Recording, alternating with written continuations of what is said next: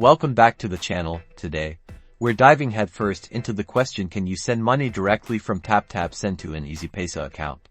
This is a crucial topic for anyone needing to make international money transfers, especially if their recipient in Pakistan relies on Easypaisa for their finances. Let's get straight to the facts. The most reliable way to confirm this is to check the Taptap Send app itself. Open the app on your phone and start as if you were sending money. Select the country, Pakistan, as the destination.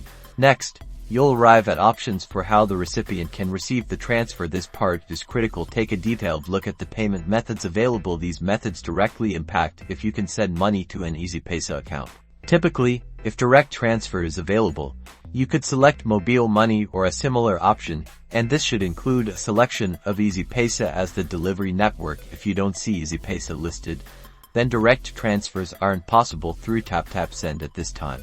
Always double-check the app regularly. Payment methods do change if direct transfer isn't available currently.